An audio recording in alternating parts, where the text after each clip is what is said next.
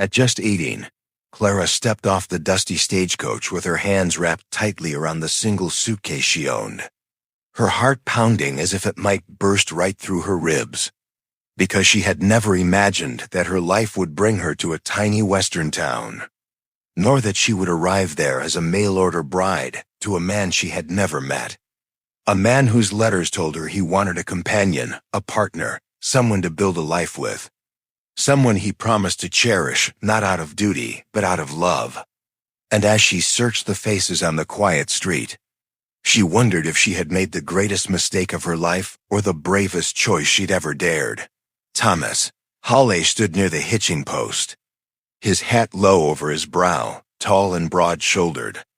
A man shaped by wind, heat, and long years of ranch work.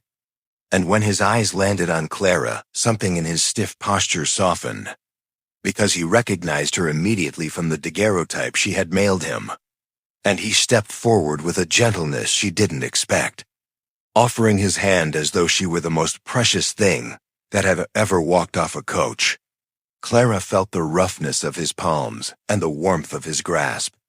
And though she tried to hide her trembling, Thomas noticed it anyway, offering her a quiet smile that eased something tight in her chest. And before she could think too long, he took her suitcase, placed it on the back of his horse, and invited her to ride home beside him in the wagon, assuring her that the ranch lay only a few miles out. Though every mile would give her a chance to breathe again, she climbed into the wagon, her heart still fluttering, and as they rolled out of town, she studied him from the corner of her eye, the straight line of his jaw, the thoughtful way he held the reins, his silence that somehow didn't feel cold, but careful, as if he didn't want to overwhelm her. After a few minutes, he spoke softly, telling her he knew how much courage it took to come out west alone, and that he wanted her to know she wasn't stepping into a stranger's life, but into a partnership. Because he meant every word he'd written, and he wanted her to feel safe, respected, and welcome in his home. She didn't answer right away. Instead, she looked out over the open land stretching endlessly ahead, the golden grass swaying under the late afternoon sun. And something inside her warmed at the thought that maybe this place held more than survival. Maybe it held the future she'd feared she might never have. When they reached the ranch, she saw a modest but well-kept house, a barn with fresh boards, a small corral, and a windmill creaking steadily in the breeze. And the sight of it all made her breath catch because for the first time in years, she felt she had arrived somewhere she could belong. Thomas helped her down from the wagon, carrying her suitcase inside the house, where everything smelled faintly of pine and saddle soap. And though the space was simple, it was tidy, with hand-built furniture and quilted curtains she suspected he hadn't chosen, but had inherited from his late mother. He showed her the room that would now be theirs, but only if she was comfortable. And she was struck by how carefully he phrased everything, not assuming, not demanding, not expecting her to simply accept her role without choice. She nodded, grateful for his kindness, and though fear still curled in her stomach, it no longer felt like a warning but a sign that she was stepping into something new, uncertain and possibly beautiful. Over the next few days, Clara settled into life on the ranch, rising early to help with chores, learning the rhythms of feeding chickens, collecting eggs, sweeping porches, and preparing simple meals.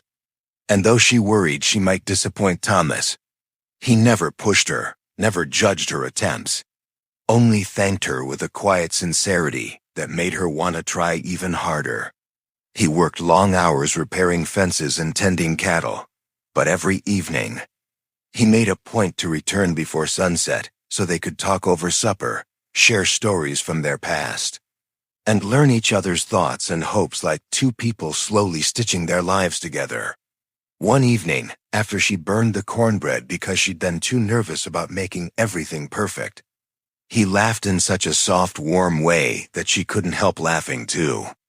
And he told her that a home wasn't made of perfect meals, but of good hearts trying together. And that was the first night she felt truly at ease with him. As the weeks passed, Clara found herself drawn not just to his gentleness, but to his steadiness. The way he carried responsibility without complaint. How he always stepped aside to let her choose first. How he listened as though her words mattered more than any ranch chore or daily task. Thomas, in turn, found himself falling for the quiet strength in her, how she pushed through homesickness without collapsing. How she learned things quickly, how she smiled shyly when he praised her. How she stood with a resilience he suspected life had forced on her too soon. Yet neither spoke of love, not yet, because both feared overwhelming the fragile trust growing between them, and because both wanted to ensure their feelings came from truth, not loneliness. Winter swept in early that year, draping the ranch in a cold haze that made every task harder. And as storms rolled across the plains, Clara and Thomas spent more time together indoors, reading by lamplight, sharing coffee, speaking about their families and losses, and discovering that neither had been shown much kindness in youth, which made the quiet comfort of their evenings feel all the more precious. One night, during a heavy snowfall, Thomas found Clara staring out the window with worry etched across her face. And when he gently touched her shoulder, she confessed she feared she wasn't enough, that he needed a woman who understood the West, who could cook flawlessly, ride confidently, and run a ranch without hesitation, and she felt like nothing more than a girl playing house in a world far bigger than she could manage. Thomas took her hands in his, the lamplight catching the solemn promise in his eyes. And he told her that he hadn't written for perfection, he'd written for companionship. For someone to build a life with, not someone who arrived as a finished portrait, but someone who would grow beside him. And he assured her that she wasn't failing. She was learning, and he admired her more than she realized. Clara felt tears gather in her eyes, because no one had ever spoken to her with such patience. And that was the moment she felt the first real flicker of love. Not the dreamy kind found in novels, but the sturdy kind born in shared hardships and gentle words in spring. When the land thawed and calving season began, Clara insisted on helping, even though Thomas told her she didn't need to push herself so hard. She wanted to prove not to him but to herself that she could do this, that she was capable of standing beside him as an equal. And she learned how to guide a frightened heifer back to the herd, how to fetch warm water, how to brace herself when a delivery needed steady hands. One night, during a difficult birth, a calf came out small and still. And Clara panicked, fearing the worst, but Thomas quickly showed her how to clear its airway, how to rub life into its tiny body. And when the calf finally gasped and whimpered, she felt a rush of triumph so powerful that she laughed out loud. Right there in the straw, covered in sweat and hay. Thomas laughed too, and then, without thinking, he pulled her into an embrace, one that lingered long enough for both to feel the truth neither had spoken, that somewhere in all the dust and uncertainty, their hearts had already chosen each other. Summer brought long days and warm nights. And Clara grew more skilled in the work, more confident around the ranch, and more comfortable in the quiet companionship she shared with Thomas. They began to seek each other out naturally. She brought him cool water in the fields. He repaired the broken latch on her favorite kitchen drawer. She stitched a patch on his work shirt. And he surprised her with a small wildflower bouquet picked from the hillside. Their marriage, once built on letters and hope, had become something real, something steady, something tender. And though they still hadn't spoken the words, "I love you," the truth appeared in every gesture, every shared smile, every moment when their hands brushed and neither pulled away. One evening, as fireflies flickered around the yard, Thomas asked Clara to walk with him down to the edge of the pasture, where the sky opened above them like a canvas painted in stars. They stood quietly for a moment, the summer breeze warm on their skin, and then Thomas turned to her, his voice steady but full of emotion, and told her he needed to say something he should have said long ago, that he loved her. Not because she came as his bride, not because she worked hard or tried to fit into his world, but because she was brave, kind, and stronger than she knew. And because every day with her felt like a blessing he didn't deserve. Clara felt tears spill down her cheeks. And she told him she loved him too, that she had feared saying it first. But she had known it for months now. Known it every time he spoke softly, every time he helped her learn. Every time he treated her like a partner rather than a possession.